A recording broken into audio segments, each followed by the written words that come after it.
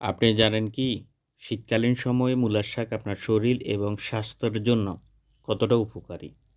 মূলার শাকে রয়েছে iron, vitamin C, calcium, fibre ও অ্যান্টিঅক্সিডেন্ট, যা আপনার রক্তচাপ নিয়ন্ত্রণ, হজম শক্তি বৃদ্ধি, রোগ প্রতিরোধ ক্ষমতা বাড়ানো, যা শীতকালীন সময়ে সর্দি কাশি প্রতিরোধে কাজ করে থাকে।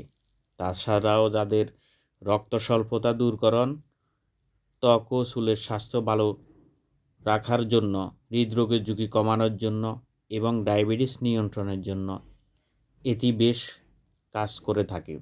এতে থাকা ফাইবার কোষ্ঠকাঠিন্য দূর করে, পটাশিয়াম রক্তচাপ নিয়ন্ত্রণে বেশ সহায়তা করে থাকে।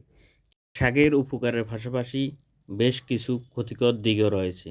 মূলার শাক উপকারী হলেও অতিরিক্ত পরিমাণ খেলে পেট ফাঁপা এবং যাদের থাইরয়েডের সমস্যা আছে তাদের জন্য এটি ক্ষতিকর হতে পারে, কারণ এতে গ্যাস্ট্রোজনিত উপাদান থাকে।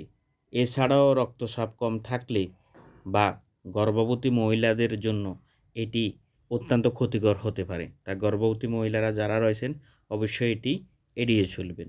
ধন্যবাদ সবাইকে আমাদের সঙ্গে থাকার জন্য। এই মুহূর্তে ভিডিওটি অবশ্যই শেয়ার করে দিবেন।